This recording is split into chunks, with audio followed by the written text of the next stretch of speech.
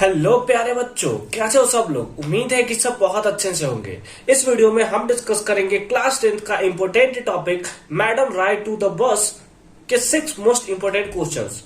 तो चलिए इस वीडियो में हम वो सारे 6 मोस्ट इंपोर्टेंट क्वेश्चंस लाए हुए हैं जो कि हमारे टर्म 2 एग्जामिनेशन के लिए बहुत ज्यादा इंपोर्टेंट है। हमने बहुत सारे सैंपल पेपर को एनालाइज करने के बाद ये 6 क्वेश्चंस बनाया है। तो हम ऐसे ही क्वेश्चंस नहीं लाते, हमने हर एक चैप्टर के ऊपर मोस्ट इंपोर्टेंट क्वेश्चंस का सीरीज बना रखा है। बहुत सारे सैंपल पेपर को एनालाइज करने के बाद, साथ ही साथ सीबीएसई के ऑफिशियली सैंपल पेपर को भी एनालाइज करने के बाद यहाँ से एक क्वेश्चन आपको देखने को मिलेंगे, यानी कि क्वेश्चन जरूर आएंगे आपके एग्जामिनेशन में।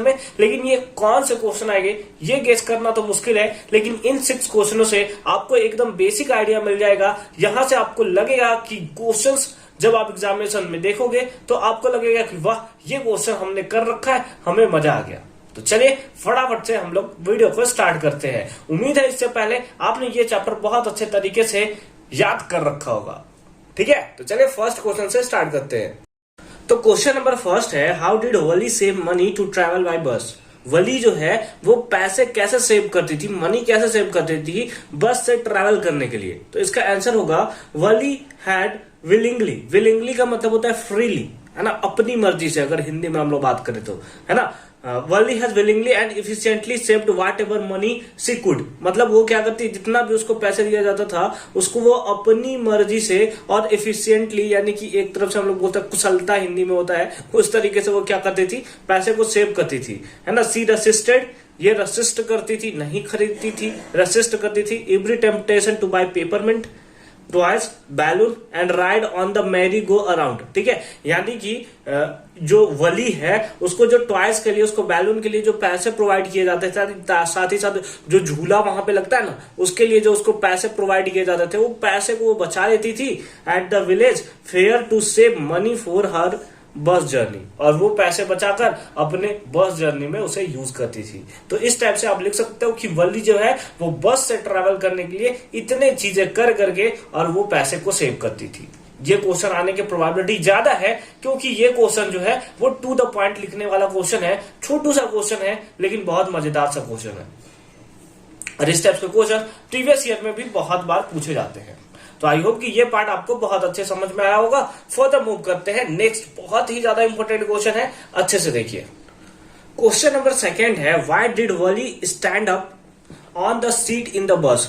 जो वली है वो स्टैंड अप यानी कि खड़ी हो जाती है बस के सीट पे, ऐसा वो क्यों करती है। एंड व्हाट डिड सी सी, है ना, और वो क्या देखती है when she did that, जब वो ऐसा करती है तो वो क्या देखती है। पहले तो वो सीट पे खड़ी हो जाती है और खड़े हो जाने के बाद वो बाहर क्या देखती है, इसी के बारे में हमारा क्वेश्चन हमसे पूछा हुआ है। बहुत ही सिंपल सा क्वेश्चन है लेकिन बहुत मजेदार सा क्वेश्चन और बहुत ही इंपॉर्टेंट क्वेश्चन है। आइए देखते हैं क्या है। Valli stood up on the seat because she was very short in the height. क्या आती है कि वो बहुत ही ज्यादा शॉर्ट होती है, किसमें, हाइट में। अगर हाइट में देखें तो वली का हाइट ना बहुत ज्यादा नहीं था, जिसके कारण उसे बहुत अच्छे से प्रॉपरली दिखाई नहीं दे रहा था, जिसके कारण वो क्या कर रही थी कि बस पे खड़ी हो जाती है विंडो को देखने के लिए। ठीक है, and was able to look out the window properly, इसीलिए वो खड़ी हो जाती है और विंडो को प्रॉपरली, विंडो की तरफ से प्रॉपरली देखने के लिए वो क्या करती है कि वहां पे बस के सीट पे वो खड़ी हो जाती है। ठीक है, और वो क्या देखती है, तो सी सॉ दैट, वो देखती है बस was moving on the narrow road. ठीक है, एक नैरो रोड पे क्या कर रहा है, बस मूव कर रहा है। दैट हैड अ कैनल, जहां पे एक साइड कैनल था और एक साइड में एक डीप डिच था, मतलब गहरा गड्ढा टाइप का हम लोग बोल सकते हैं। ठीक है, दूसरे साइड में था। तो आई होप कि ये पार्ट भी आपको अच्छे तरीके से समझ में आया होगा। अगर आपने चैप्टर पढ़ रखा है एकदम मजे से आपको समझ में आया होगा। ठीक है, फर्दर मूव करते हैं, नेक्स्ट बहुत ही इंपॉर्टेंट है, अच्छे से देखते चले जाओ। ठीक है, क्वेश्चन नंबर 3 है, how do you find Valli as a person. आप वली को एज अ पर्सन कैसे बताते हैं कि वो कैसे तरह की है, किस तरह की है। ठीक है, डिस्कस हर नेचर, और साथ ही साथ उसके नेचर को भी डिस्कस करना है कि उसका नेचर किस टाइप का है। तो चलिए देखते हैं। Valli was curious and deep observer. क्या होती है, वो क्यूरियस होती है, साथ ही साथ एक डीप ऑब्जर्वर है। ठीक है, अगर आप बुक पढ़ेंगे तो सब चीजों के बारे में एकदम अच्छे तरीके से लिखा हुआ है। Who had strong will power. Strong will power होता है जिस तरह से वो बच्ची रहती है और उसको सामने हमेशा दिखता है बस जा रहा है, बस जा रहा है, बस, उसको भी राइड करना है और वो चली जाती है ना, किसी को बिना बताए वो चली जाती है। तो स्ट्रांग विल पावर होता है उसके पास।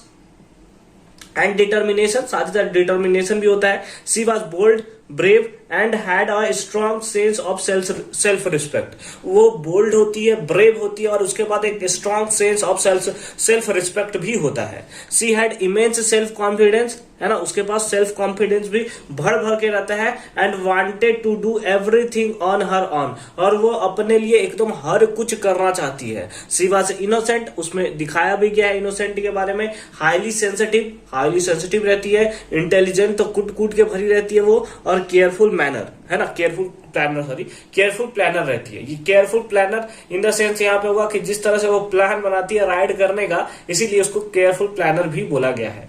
ठीक है, तो जब ये आप बुक पढ़ोगे तो इस टाइप से अगर आप आंसर देते हो, टू द पॉइंट अगर आप आंसर देते हो, एक भी नंबर आपके नहीं कटने वाले हैं। ठीक है, तो आई होप कि सारा का सारा कॉन्सेप्ट आपको बहुत अच्छे तरीके से समझ में आया होगा। फर्दर मूव करते हैं क्वेश्चन नंबर 4 में। अगेन इंपॉर्टेंट क्वेश्चन है, ये क्वेश्चन आपके आ सकते हैं। साथ ही साथ क्वेश्चन नंबर 4 से 6 तक तो बहुत इंपॉर्टेंट है। यहां से भी जिस तरह से सीबीएसई का पैटर्न चेंज हो रहा है, यहां से भी क्वेश्चंस बन सकते हैं। तो चलिए एक एक करके 4th, 5th और 6th भी देखते हैं। तो सबसे पहले स्टार्ट करते हैं क्वेश्चन नंबर 4 से। Do you think Valli's mother would have taken her for the bus ride if she had requested her to do so? ठीक है, बोल रहा है कि अगर वल्ली जो है, क्योंकि अकेले चल जाती है बस राइड के लिए, तो बोल रहा है कि अगर वल्ली जो है अपने मदर से, अपनी मम्मी से रिक्वेस्ट करती कि नहीं मेरे को राइड पे ले चलो, तो क्या उसकी मम्मी उसे राइड पे ले जाती? अगर हाँ तो क्यों, अगर नहीं तो क्यों, है ना। वाई एंड वाई नॉट, क्यों और क्यों नहीं। ठीक है, तो चलिए देखते हैं। हालांकि अगर आप देखोगे पूरा का पूरा, तो उसकी मम्मी बोलती है कि नहीं राइड पे नहीं जाना चाहिए, ये ना वेस्ट ऑफ मनी है ना। राइड कोई एडवेंचरस थोड़ी है, उसकी मतलब उसकी मदर के अकॉर्डिंग यही जब था। ठीक है, तो चलिए इसको प्रॉपर फॉर्म में हम लोग कैसे लिखेंगे देखते हैं। I think Valli's mother could not have taken her for the bus ride, है ना, उसकी मम्मी उसको नहीं ले जाने वाली है। Could not have to taken her for the bus ride as she would not find it as adventurous, है ना, क्योंकि वो उसे एडवेंचरस की तरह नहीं देखती है। वो उसकी मम्मी बोलती है कि एडवेंचरस क्या है, पहाड़ों पे जाना। हालांकि ये सब डिस्कस नहीं किया हुआ है हमारे बुक में, लेकिन उनके अकॉर्डिंग यही देखने को लगता है कि कुछ अच्छी चीज, कोई नई नई चीज देखने। ये बस से राइड करना कोई एडवेंचरस चीज नहीं है। बीच बीच में गली दिखेगा आपको, इधर आपको क्या बोलते हैं, डॉग्स देखने को मिलेंगे, एनिमल्स देखने को मिलेंगे, तो ये एडवेंचरस वाला पार्ट नहीं हुआ। ठीक है, उनके अकॉर्डिंग है। She could not find it as adventurous as Valli dream, है ना, वली, लेकिन वली का ड्रीम था कि वो बस में राइड करेगी। ठीक है, उसे एडवेंचरस बहुत ज्यादा लगता था। They were are not so well off and so her mother would disapprove of his idea, इसीलिए वो उसके आइडिया से डिसअप्रूव हो जाती of a bus ride, treating as a waste of money, और उसे क्योंकि वो ट्रीट करती थी कि वे वेस्ट ऑफ मनी है, भाई नहीं घूमना चाहिए इससे।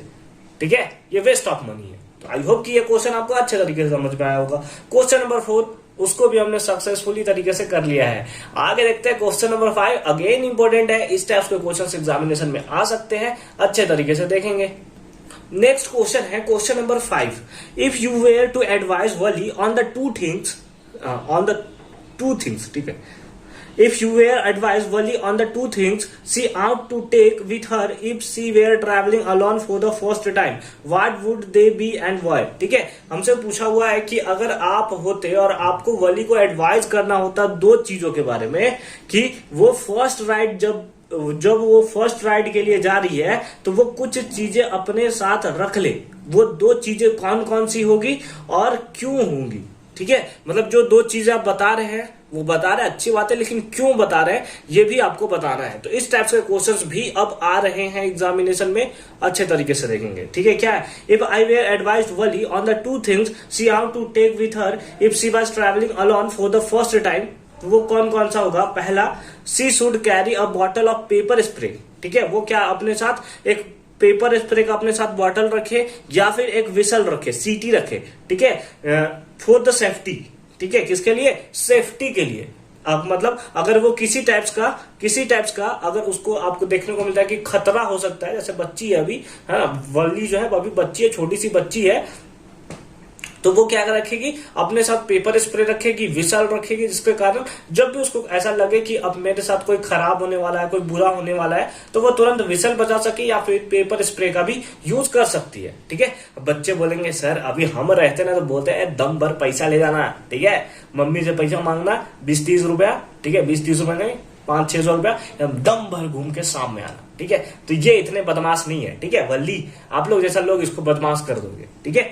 सेकेंड क्या है, Valli should carry her address and parents contact number on the paper in her pocket, ठीक है। उसको क्या रखना चाहिए, अपने साथ एड्रेस रखना चाहिए, साथ ही साथ पेरेंट्स का कॉन्टेक्ट नंबर भी रखना चाहिए, ठीक है। ताकि जब भी उसको जरूरत लगे, जब भी वो रास्ता भूल जाए तो वो डायरेक्टली कांटेक्ट कर सकती है अपने पेरेंट्स के साथ। अब कुछ बच्चे जो है बदमाश बच्चे, वो बोलेंगे कि वल्ली उस टाइम छोटी थी, अब ना वो बड़ी हो गई होगी, तो डायरेक्ट उसके पेरेंट्स को कांटेक्ट नंबर अगर बुक में दिया होता तो तुरंत फोन कर देते, वल्ली से बात कराइए थोड़ा है।